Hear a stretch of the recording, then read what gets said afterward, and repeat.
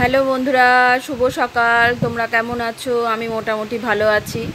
তো দেখো, আজকে সকালে রান্না দিয়ে শুরু করে দিলাম। তো আজকে কিছুই রান্না করব না, আগের দিনের যা রান্না ছিল সেগুলোই খাওয়া দাওয়া, আর সেটাকেই আজকে ঠিক করে নেব। তো কি করব চলো তোমাদের সাথে শেয়ার করি। তো আগের দিনের একটু মাংসর ঝোল আছে, তার মধ্যে কটা আলুও আছে। তো ভাবলাম ফেলে দেবো না, এত তেল মশলা দিয়ে রান্না, সেটাকে ফেললে তো মনটা খারাপ করে।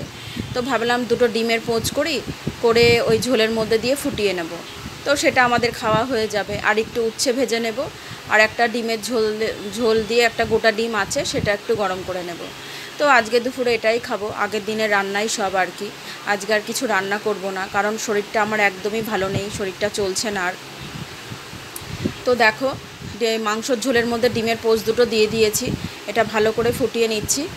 তো আমার মতো কারা কারা এরকমভাবে করে খাও অবশ্যই আমাকে কমেন্ট করে জানিও। আমি কোনো জিনিস ফেলি না, একটু ভাত থাকলেও সেটা পরের দিন ভাতের সাথে মিশিয়ে দিই।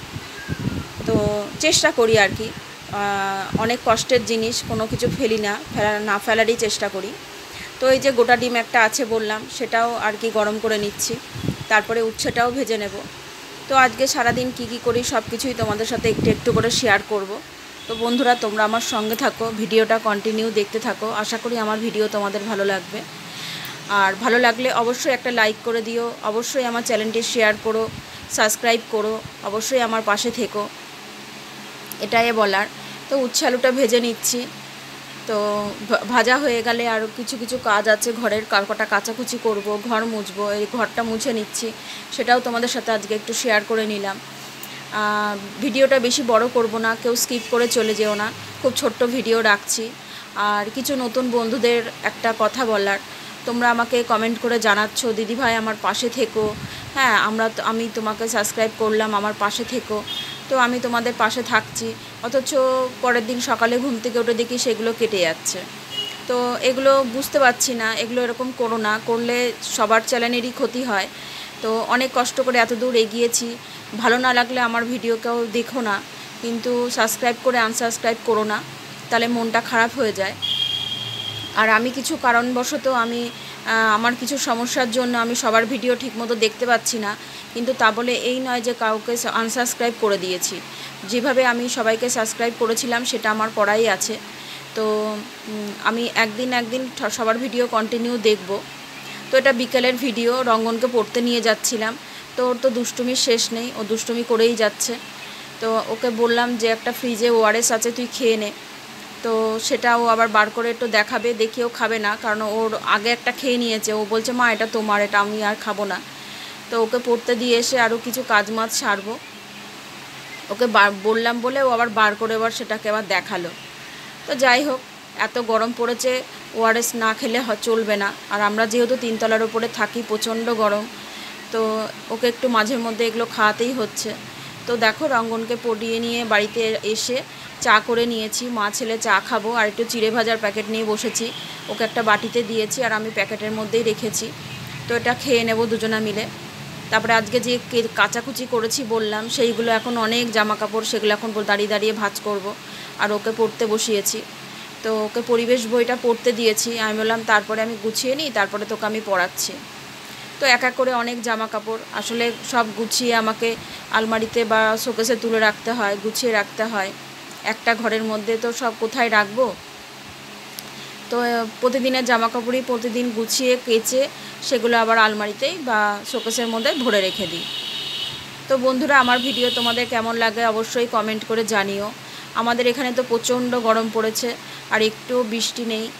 তো গরমের মধ্যে খুবই কষ্টে আছি। তো তোমাদের এখানে যদি বৃষ্টি টিষ্টি হয় অবশ্যই আমাকে কমেন্ট করে জানিও। আমাদের এখানে একদমই বৃষ্টি নেই, একটু বৃষ্টি হলে ভালো হয়, কারণ রঙ্গন যেদিনই স্কুলে যাচ্ছে একদম চপচপা ভিজা হয়ে বাড়িতে আসছে।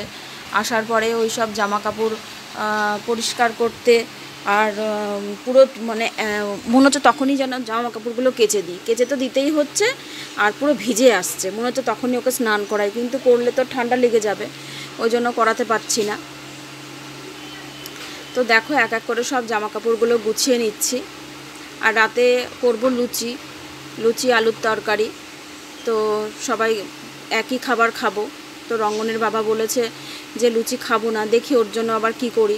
তো তার মাঝখানে আবার রঙ্গনকে একটু পড়িয়ে নিলাম। উঠতে বসা মানেই তোর দুষ্টুমি।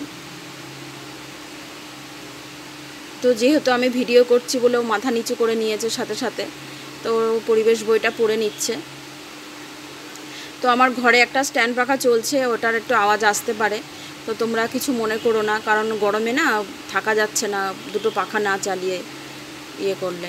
তো এবার সব রাতের খাবার দাবার রেডি করছি। তো প্রথমে অল্প অল্প করে লুচি বেলে দিচ্ছি, ময়দাটা মেখে নিয়েছিলাম আগে, আর মা ভাজছে।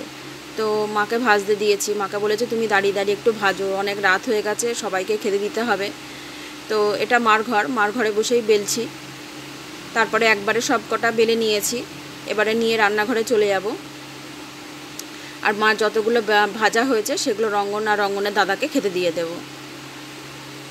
তো দেখো ওদেরকে খেতে দিয়ে দিয়েছি। আর ও দাদা বলেছে আমার ভিডিও করবা না, তো দাদার ভিডিও করব না, ছেলের একটু ছবি তুলব। তো পাশে বেসিনটা একটু নোংরা আছে, তোমরা কিছু মনে করো না, কারণ ওটা পরিষ্কার করানো হয় না, যেহেতু নিচে খাটটা আছে, ওটা ব্যবহার হয় না আমাদের, খাটে জল পড়বে বলে। আর পাশে একদম গায়ে লাগানো ফ্রিজ, ওই জন্য জল লাগে বলে আমরা ওই বেসিনটা আমরা ব্যবহার করি না, ওটা বন্ধ হয়ে পড়ে আছে। আর এই যে মা ভাজছে দাঁড়িয়ে দাঁড়িয়ে, মাকে ভাজতে দিয়েছি। তো রাতে আমাদের এটাই খাওয়া দাওয়া। আমি ভিডিওটা খুব ছোট রাখছি বন্ধুরা, অবশ্যই তোমরা আমার পাশে থেকো, অবশ্যই একটা লাইক করো। ভিডিওটা আমি এখানেই শেষ করব।